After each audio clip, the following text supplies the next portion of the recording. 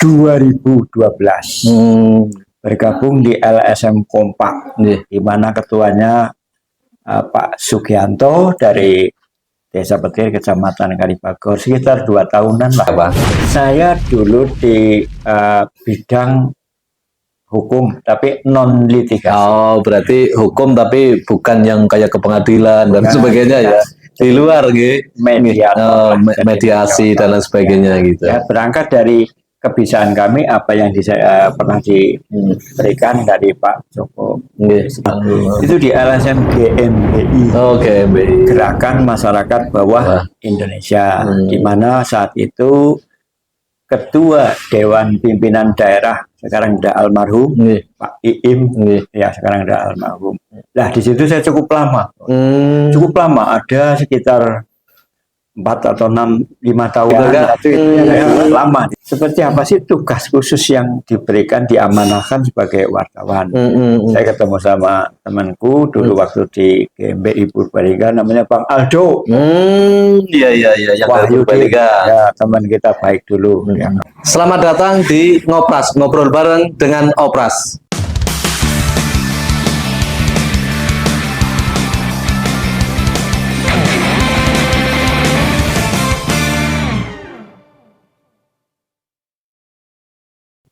Kali ini kita kedatangan tamu Pak siapa? Pak Sailan. Pak Sailan dari media apa ya? Jawa Pos.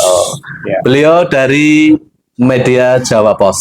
Nah, kebetulan beliau di samping informasi yang kami dapatkan wartawan senior, beliau juga seorang pimpret di media Jawa Pos. Jadi Saudara Sailan nanti akan menceritakan kisahnya sampai jadi pimpret ini. Begitu nggak Pak Sailan?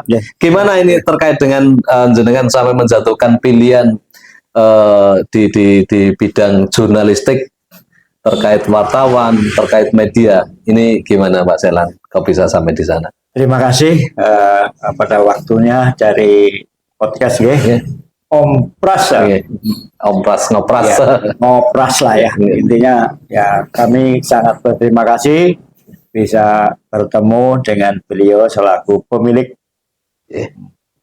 Ompras. Mengingat kami sendiri kalau bicara tentang jurnalis, ya sebetulnya saya belum lama, tapi ya ada beberapa tahun lah sebelum kita di jurnalis sampai ke titik yang mungkin yang ini tidak pernah saya bayangkan menjadi seorang pimpinan redaksi. Liku-liku yang sudah saya alami cukup panjang. Awalnya dulu saya pernah di lembaga sosial masyarakat, LSM gitu ya. LSM. Kalau nggak salah tahun 2012. Bergabung di LSM Kompak, di mana ketuanya Pak Sugianto dari Desa Petir, Kecamatan Kalibagor, sekitar 2 tahunan lah. Bergabung sama beliau. Alhamdulillah banyak pengalaman di lapangan. Kami diberikan arahan ataupun cara-cara untuk bagaimana mengartikan sebuah lembaga sosial masyarakat. Kebetulan saat itu adalah advokasinya atau lawyernya itu Pak Joko Kumis. Oh, berarti ada pengacaranya di sana ya? Pak Joko Kumis. Beliau sangat care dengan kita, selalu kita memberikan pertanyaan-pertanyaan terkait dengan peristiwa atau permasalahan kasus di lapangan, berbagai hal, apakah itu terkait dengan sengketa, terkait dengan undang-undang perlindungan anak, banyak. Nah, seiring berjalannya waktu, karena LSM ini adalah satu bentuk kepedulian sosial ya. Cuma kami sendiri pada saat itu ada kegiatan lain sehingga jarang mengikuti kegiatan dari lembaga swadaya masyarakat tersebut. Terus saya berarti di lembaga swadaya itu jabatan Pak Sailan ini sebagai apa? Saya dulu di bidang hukum tapi non litigasi. Oh, berarti hukum tapi bukan yang kayak ke pengadilan dan Bukan. sebagainya ya. Di luar gitu. Mediator, Mediasi dan lain sebagainya gitu. Ya, berangkat dari kebiasaan kami apa yang pernah diberikan dari Pak Joko itu. Kemudian saya berapa tahun lah, kira-kira 1 tahun vakum di lembaga swadaya itu. Terus muncul lagi ada LSM baru, baru masuk di Banyumas saat itu 2016 kalau nggak Jadi salah. bergabung lagi dengan yang baru. Ya, itu di LSM GMBI. Oh, GMBI. Gerakan Masyarakat Bawah Indonesia, di mana saat itu Ketua Dewan Pimpinan Daerah sekarang sudah almarhum Pak Iim, ya sekarang sudah almarhum. Nah di situ saya cukup lama, ada sekitar 4 atau 5 tahunan lah. Saya lama. Luar biasa kalau 5 tahun nih. Sama jabatannya kami sama di bidang hukumnya, divisi hukumnya ya. Bagian non litigasi. Banyak hal yang pernah kita bantu dengan masyarakat berkaitan semua kegiatan-kegiatan apa yang dapat laporan dari masyarakat kita coba tindak lanjuti sesuai dengan kewenangan. Nah, gitu. Kemudian berjalannya waktu juga kami merasa jenuh atau ya karena di dunia ini jenuh gitu ya. Yang namanya lembaga sosial kan sosial terus gitu. Kita kan perlu ada tambahan, di mana kita kan punya tanggungan. Kita punya tanggung jawab keluarga, di mana itu yang perlu harus dicukupi juga. Betul. Kemudian saya berhenti saat itu. Nah, kemudian ada teman yang menawarkan di media. Saya asik, untuk bergabung gitu. Ya, itu waktu di media kita cukup banyak energi yang dibuang. Karena apa? Karena saya sama sekali nggak tahu saya harus kemana nih cari menjadi calon wartawan. Harus seperti apa gitu. Ya, saat itu saya ketemu sama teman dari Purwokerto, bergabunglah di media realita. Di mana waktu itu ketua Pimpret pimpinan redaksinya adalah Pak Solehudin. Tapi ini sudah benar-benar sudah keluar dari LSM atau masih di LSM? Oh, itu sudah keluar. Sudah keluar ya. Keluar karena sudah vakum sekitar 1 tahun lebih. Masuk di media realita. Kemudian karena di situ menurut kami saya kepengen tahu nih dari media itu sebetulnya seperti apa sih ya yang sebagai pekerjaan atau tugas yang profesional gitu ya, profit juga gitu kan. Satu itu, yang kedua seperti apa sih tugas khusus yang diberikan diamanahkan sebagai wartawan.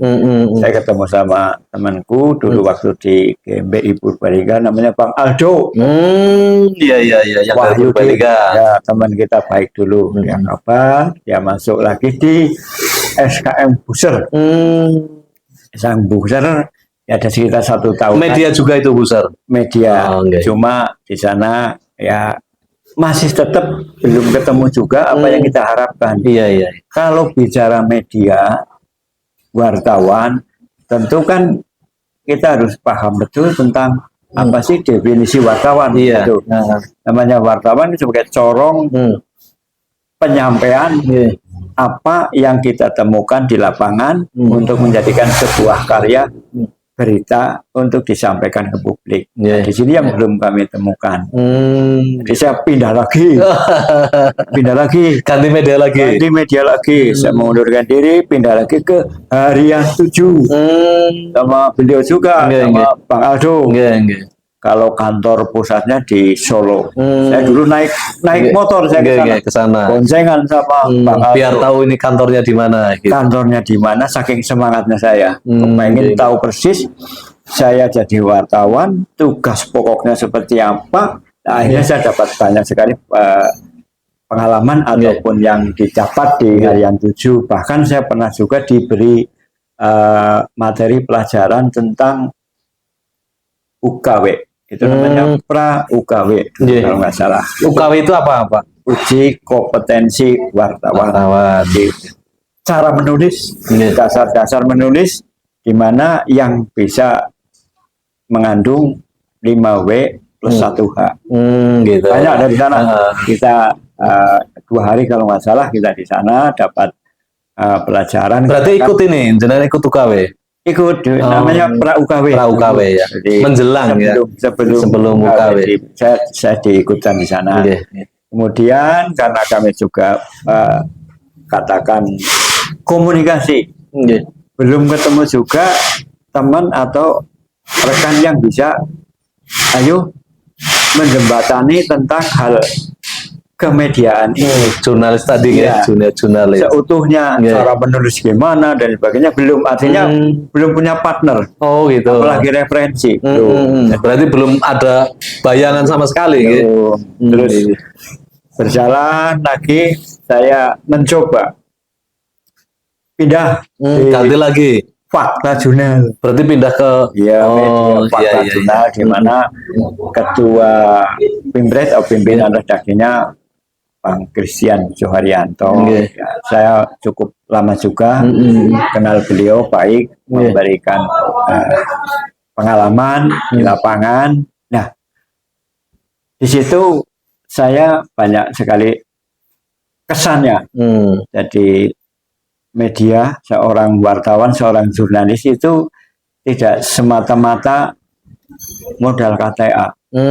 Memang harus ada yang lain, termasuk ilmunya juga mungkin, Kita kan KTA itu adalah syarat, syarat khusus bahwa kita diakui sebagai seorang jurnalis atau wartawan tersebut. Cuma yang terpenting adalah kita harus mempunyai karya nyata. Ya, karya seorang jurnalis tentu sebuah berita. Nah, berita inilah yang kita wajib konfirmasi, klarifikasi dengan narasumber.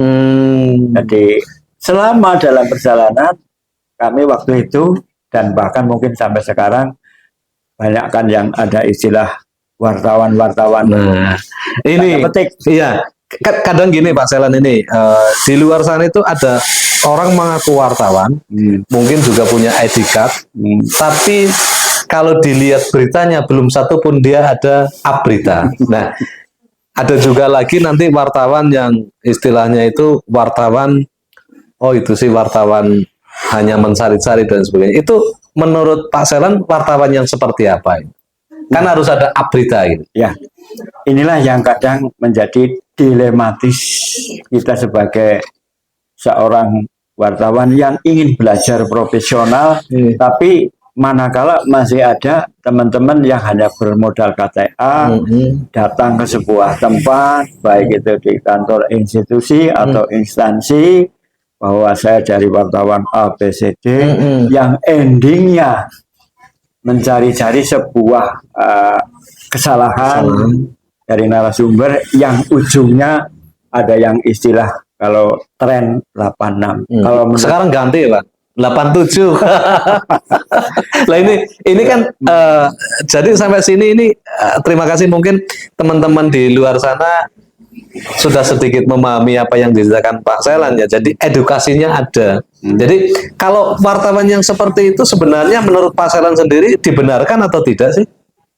Ya, menurut kami sesuai dengan Undang-Undang Pers nomor 40 tahun 1999, ya kita harus paham betul tentang tugas seorang jurnalis.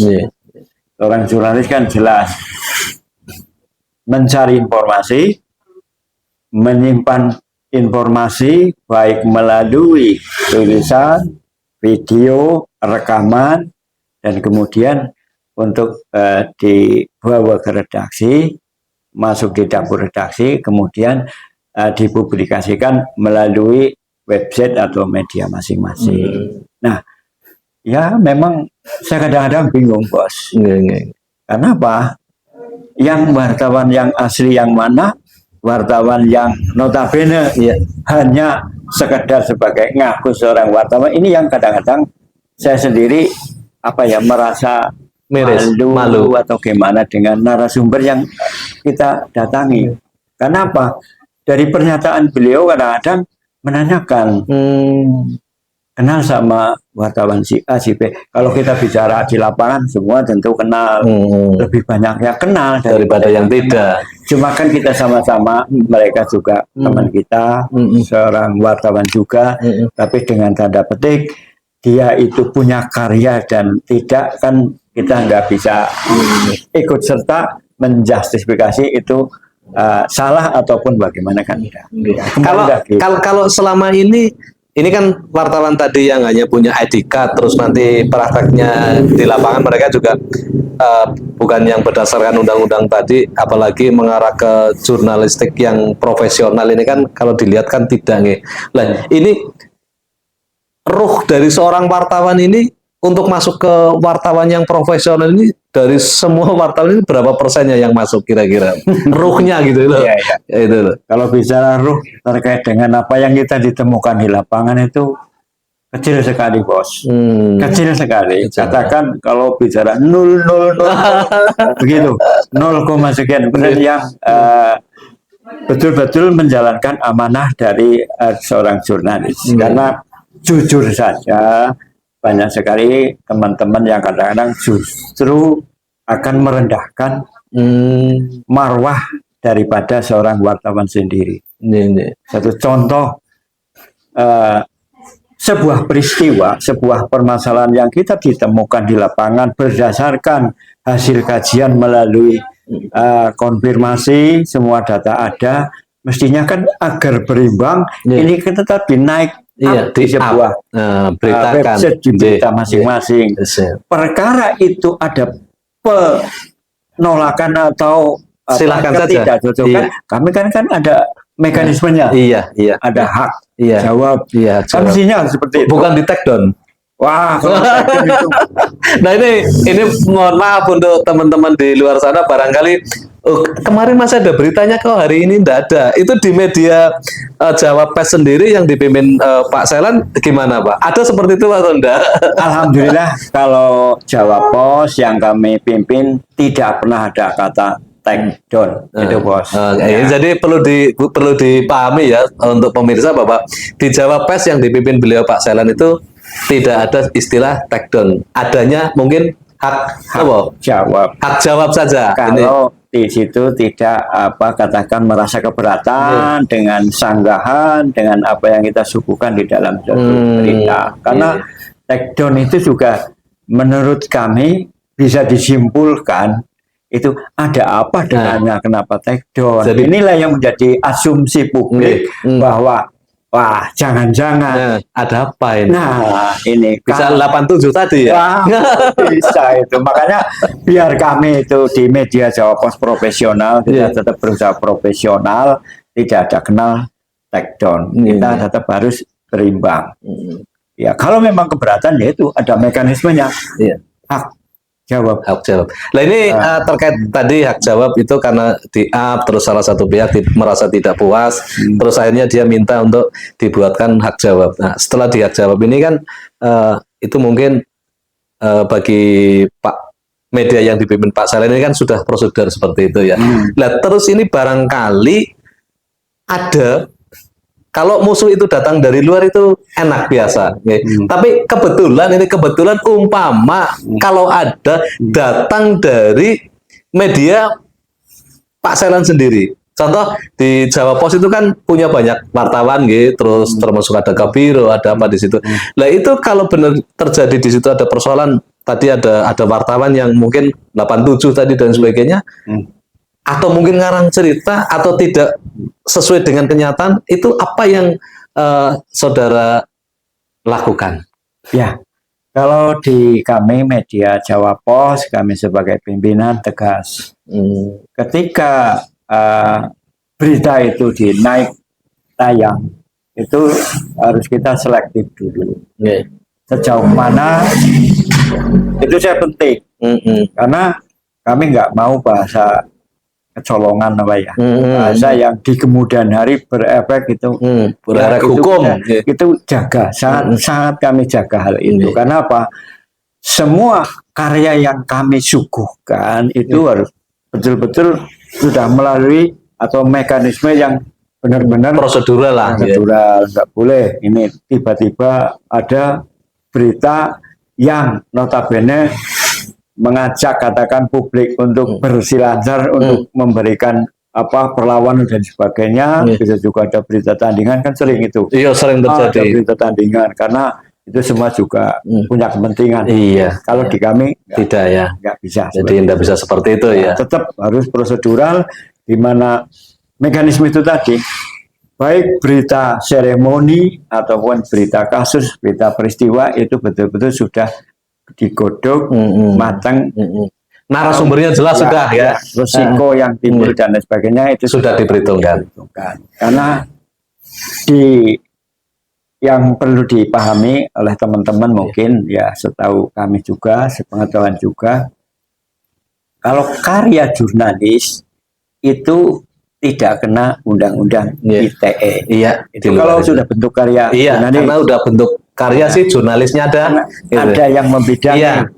Adalah Dewan Pers. Artinya ke sana. Adanya kembali jika itu ada temuan dan merasa ketemunya hak jawab. Akan tetapi kalau di situ ada muncul belum menjadi produk jurnalis yang sudah masuk di website, baru katakan sebuah rilis di lapangan yang mengatasnamakan. Itu bagaimana ini? Ya, kalau mengatasnamakan Jawa Pos itu monggo. Itu bukan kewenangan redaksi. Itu karena belum masuk ya? Iya, itu kan oknum. Iya, berarti pribadi. Personal masih. Itu bisa masuk di ITE. Nah, ini yang dipahami. Ini jadi edukasi terkait dengan dunia jurnalis kali ini. Ada beberapa yang tadi disampaikan oleh Pak Selan. Ini saya garis bawahi bahwa kalau itu belum masuk ke redaksi, yang pertama itu akan menjadi tanggung jawab pribadi, ya kan? Betul. Karena di situ belum ada ahli para ahli kan gitu ya. Betul. Jadi silakan barangkali kok di luar sana itu ada orang yang merasa dirugikan, bisa juga melaporkan gitu Pak. Bisa juga melaporkan terkait dengan undang-undang IT. Apalagi kalau di situ ditambah lagi ada unsur pengancaman dan lain sebagainya. Bisa juga intimidasi, bisa juga pemerasan. Jadi sekali lagi perlu digarisbawahi bahwa kalau ini belum masuk redaksi dan ini belum masuk web, kalau sudah masuk web secara otomatis sudah digodok dulu oleh tim media, sehingga itu menjadi produk jurnalistik. Seperti itu Pak Selan. Ya. Intinya kalau sudah masuk di produk kami, di website kami Jawa Pos, itu memang kami bertanggung jawab penuh. Ya, itu pun mekanismenya nanti tetap di Dewan Pers kalau itu ada sebuah pelanggaran. Tapi kalau belum masuk, masih di dalam sebuah rilisan mentah lah bahasanya seperti itu, itulah masuk dalam tanggung jawab personal pribadi. Oknum itu bisa dikenakan ITE atau apa yang disanggahkan di narasumber bentuk tulisannya.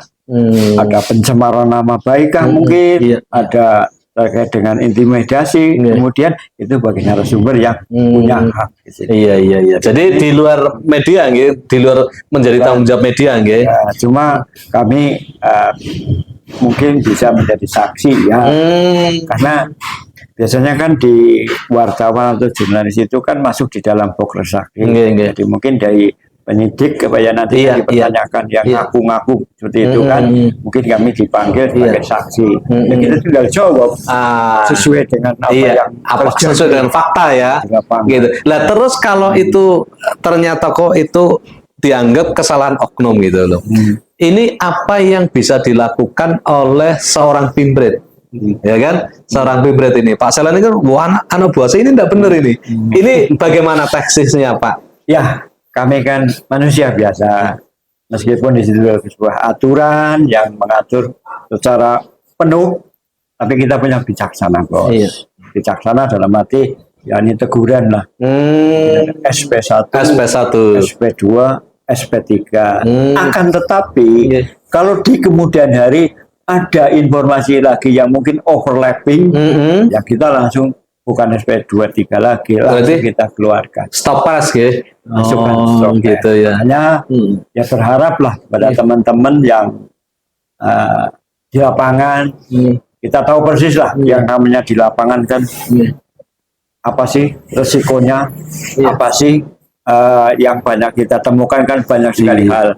Jangan terpengaruh, jangan terpancing kepada hal-hal yang nantinya akan menjadi bumerang pada kita. Karena Iya, jadi luar biasa ini saran dari Pimpret Jawa Pos. Gini. Lah ini pertanyaan saya, kenapa dari sekian LSM A, B, C, terus dari beberapa media A, B, C, D, E, sekarang Pak Selan menjatuhkan pilihan di Jawa Pers? Itu kenapa? Alasannya apa? nah ini menarik ini. Ini sangat menarik. Iya, iya. Ya mungkin inilah Allah Tuhan yang Maha Kuasa mempertemukan serangkaian peristiwa perjalanan hidup saya di lapangan. Iya.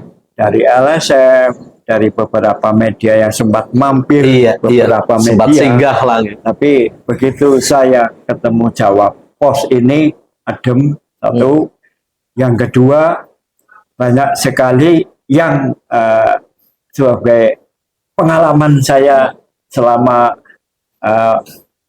di media lain, saya ingin di Jawa Pos ini karena sebagai pimpinan tentunya kan memberikan masukan, memberikan apa yang sebisa kami sesuai apa yang kita miliki agar teman-teman sebagai media, wartawan di lapangan itu satu bekerja dengan baik, sesuai dengan prosedur.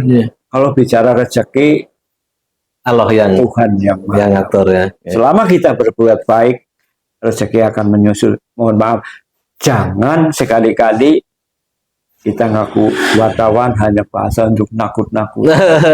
Mohon maaf. Jangan sampai seperti itu. Karena apa?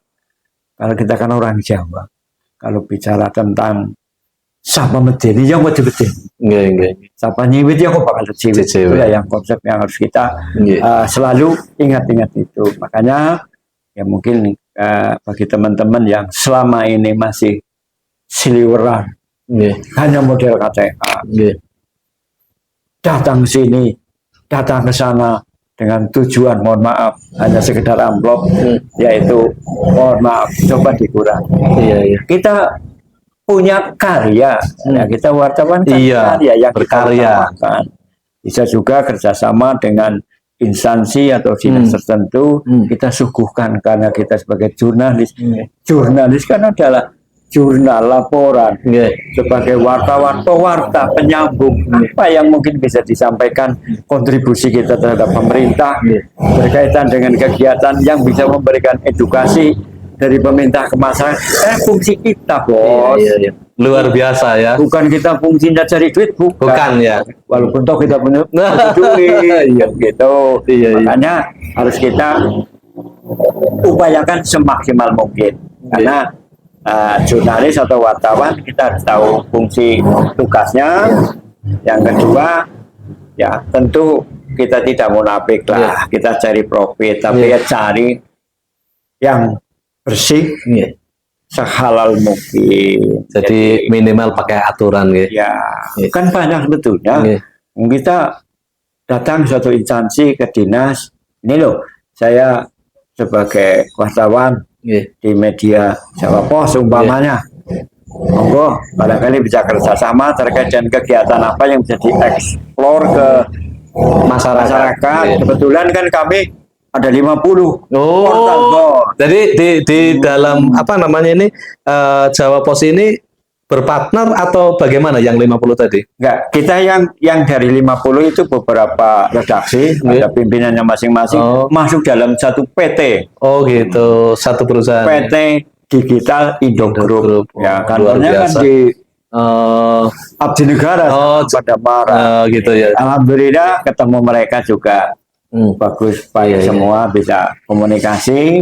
Ya mudah-mudahan dengan banyak teman lagi kita semakin tambah wawasan, tambah ilmu, tambah pengalaman, berkolaborasi. Yang lebih istimewa lagi ada, Bos. Gimana itu?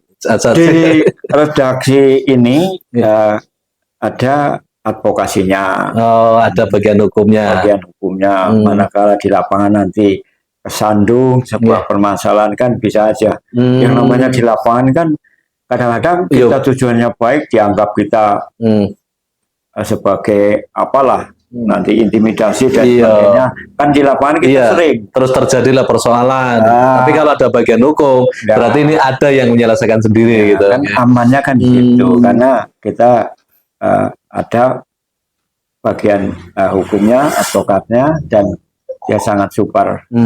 Tapi di media Pak Selan ini yang tadi Jawa Pos, terus di dalamnya ada 50 media ini, selama Pak Selan bergabung atau memimpin redaksi Jawa Pos ini sebagai Pimret ini, pernah enggak ada persoalan hukum atau pernah enggak ada persoalan-persoalan lain yang terkait dengan media Pak Selan sendiri? Kalau selama ini, alhamdulillah belum. Tapi begitu ada yang kemungkinan nanti ada hal-hal yang tidak diinginkan, 1x24 jam bagian hukum siap membantu Iya. bagaimana apa peristiwa dan diselesaikan kalau itu ada. Iya. Tapi kalau selama ini alhamdulillah baik-baik saja, karena Amin. kami sesuai dengan prosedur, Iya. kami berjalan bekerja sesuai dengan payung hukum, sehingga alhamdulillah kita aman. Iya, jadi legalitas dan sebagainya memang tidak ada masalah ya Pak Selan. Kalau selama ini tidak ada dipertanyakan dengan ada, ya.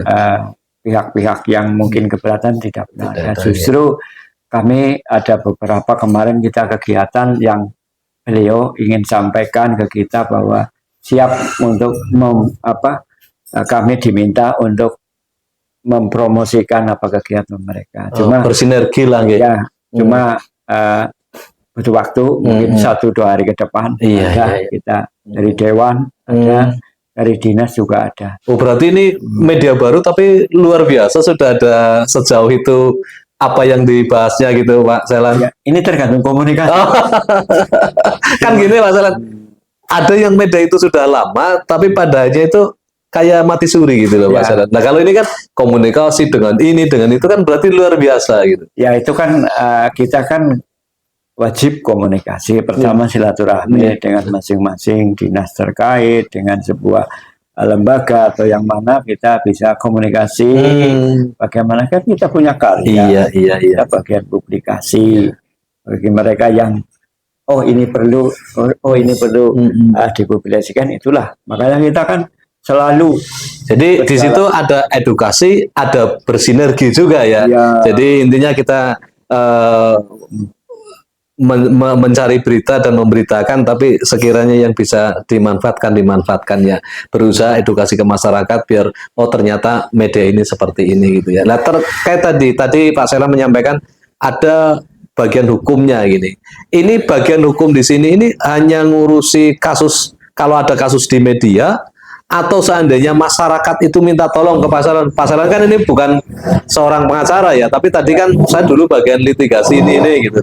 Nah itu seandainya masyarakat ada minta tolong ke Pak Selan, bagian hukum ini bisa diminta tolong atau tidak Pak Selan? Oke, siap. Kalau setahu kami di lapangan selama ini bagi masyarakat ya memang kita kan sampaikan juga, kami sebagai media, di wartawan, juga kami punya seperangkat advokat. Bila mana ada masyarakat yang ingin minta perbantuan hukum, kami siap. Karena apa? Kalau saya sendiri bisa membantu hanya sebatas di non-litigasi. Tapi kalau kasus atau permasalahan itu lanjut, itu kami serahkan ke bagian hukumnya. Seperti itu. Cuma kalau bicara bagian hukum dan kami sebagai non litigasi kan semua kan ada plus minus. Dalam artian kita kan bukan lembaga sosial lagi. Ya sedikit ada profit lah. Karena kan perusahaan kan perlu ada ABCD-nya, sehingga perlu ketika kita sudah jalan, kita membantu masyarakat berkaitan dengan peristiwa hukum, tentu kan ada jasa. Cuma jasanya itu beda, Bo. Beda gimana? Beda artinya kalau di mall itu kan ada tarifnya, Bo. Ada tertulis gitu. Kalau di sini enggak? Kalau ini enggak. Bijaksana lah. Iya, berarti tetap sisi sosialnya lebih besar ya, Pak? Tetap itu masih kita melekat. Itu ya. Baik dari kami, dari non litigasi ataupun dari litigasinya. Sama. tidak apa tidak saklek, paten lah. tidak paten Tidak ya. paten. Tapi kalau selama ini yang dilakukan Pak Selan ini melalui media Pak Selan, apa pernah enggak ini ada orang datang, Pak aku minta tolong lah diiklankan di pemberitaan Pak Selan atau gimana, itu ada juga yang seperti itu? Ada bos. Ada ya. Cuma kan ini bicaranya kadang-kadang di angka. Oh, Di angka. iya iya. Ya kadang-kadang kalau kami bicara iklan di angka kan otomatis di sini kan ada yang ngurusi lah. Gitu. Ada tim. Nah, itu dari perusahaan berarti ya. Ini dari perusahaan. Makanya ya kita koordinasikan dulu dengan perusahaan. Kita tidak bisa menentukan sendiri karena itu hak perusahaan. Iya iya iya. Kita hanya bisanya menjembatani. Nah, itu yang selama ini angka-angka itu yang belum ketemu dan memang ya biar monggo jenengan cari media yang lain, portal yang lain yang mungkin harga di atas atau di bawah, nanti penawarannya seperti apa baru. Ya, seperti itu. Intinya kami lebih lebih murah lah, lebih harganya dulur lah. Betul, tidak harus paten gitu. Intinya seperti itu. Jadi ini luar biasa apa yang tadi dikisahkan oleh Pimpret Jawa Pos, Pak Selan. Ya, terkait tadi dia berawal dari LSM atau Ormas sampai dia jadi seorang wartawan dan sampai hari ini dia menjabat sebagai Pimpret Jawa Pos yang menurut kami itu luar biasa. Dari kisah-kisah tadi menginspirasi untuk generasi muda bahwa jangan pernah kita itu kecil hati untuk mencapai sebuah tujuan, karena untuk mencapai sebuah tujuan itu kita harus mengalami ada kerikil, batu dan sebagainya. Jadi sekali lagi kami tegaskan kepada masyarakat Indonesia khususnya, edukasinya bagaimana kita tetap terus berjuang di sisi yang positif. Jadi wartawan pun wartawan yang profesional, kan seperti itu ya Mas Elwan. Apalagi beliau ini sudah melanglang buana lah dari media yang satu ke media yang lain. Mungkin dengan adanya pengalaman beliau bisa memotivasi semua orang, bukan hanya di media Jawa Pos sendiri, tapi di teman-teman media yang lain pun harapan kami menjadi lebih profesional lagi. Terima kasih Pak Selan sudah meluangkan waktunya. Jangan bosan-bosan singgah ke tempat ngopras, ngobrol bareng dengan Om Pras. Terima kasih. Terima kasih.